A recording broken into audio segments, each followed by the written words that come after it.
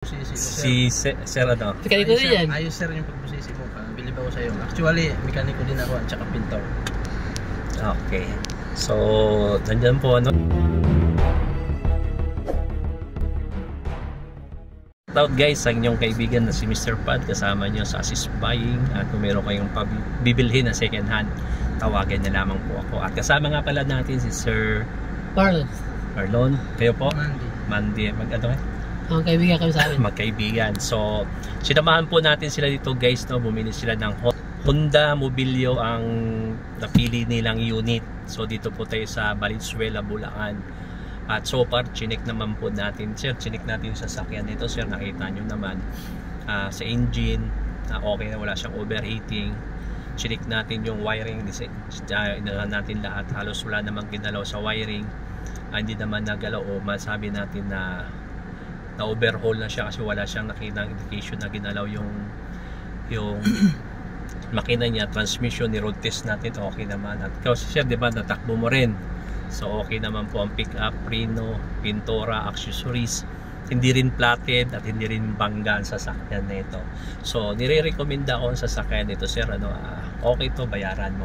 Ngayon, after mo po ito mabibili, so anong dapat mong gawin? So ang dapat mong gawin, sir, sa after buy mo, kasi ito nga po ay 43 na, kinakailangan mo ito na PMS. Kasi sinabi mo po na ng PMS talaga, kasi 40,000 na siya, sir. Kailangan ng palitan ng engine oil, transmission oil, buksan yung preno sa harapan at ibang pang mga bagay na dapat chicken, tulad ng belt at aircon filter, engine filter. So kailangan po natin gawin yun every 40,000. So naka 40, bali po pumapatak na ito ng 44. So okay na kailangan ngayon. Maring hindi naman itong pinalitan ng transmission nung magbenta nito. So dahil iyon na nga to, ikaw na yung magpapagawa. So pwede mo siyang fix na ba yung usapan ninyo? Dahil Na price? yun na. Wala na, hindi na wala siya. Binawasan niya. Binawasan niya na. So binawasan na daw yung price nito. At kala ko negotiation, patuturuan pa sana natin siya kung magkano pa sana hingin niya pa discount. Pero sikabi mo pa, sir, baka makahingi ka pa ng kahit 5,000. Sabihin mo, sir, pa-payments natin yung magkano din ang transmission, fluid, engine, at sa magpa-payments medyo malaki rin, baka mabigyan mo ako ng discount. Ngayon, kung hindi ka naman yung mabibigyan discount, no choice ka rin, bibilhin mo pa rin naman eh. Try ka pa rin. Try mo pa rin, di ba? Makakuha ng 2,000 ang gasolina. Di ba? Kung ayaw, okay lang. Iba pa rin naman kasi yung pag nandiyan na yung buyer. Iba na yung siyempre minsan na mga seller kasi bumibigay din na. Palubag-lubog. Oo. So ano naman masasabi mo sa pag-check ni Mr. Pad sa pagsama mo sa pagbili ng sasakyan ito? Satisfied po ba kayo sa pag-check po natin sa sasakyan nyo po? 100% goods. Goods. So, lahat sina-check, lahat okay.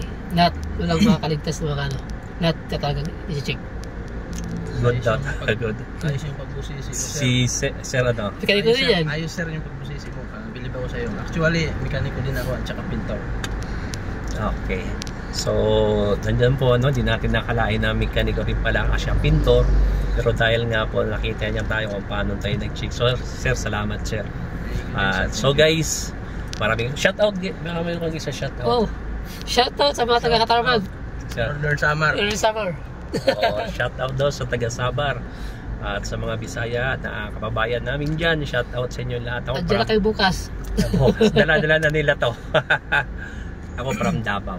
So maraming salamat guys, no, kung may problema kayo sa inyong bumili ng second hand at kailangan nyo ng assist buying, wag na po kayo mag-alala, huwag kayong mangamba. Sasamahan ko po kayo, magagawan natin hanggat makakayanan natin. Salamat. 100% legit. Okay, God bless.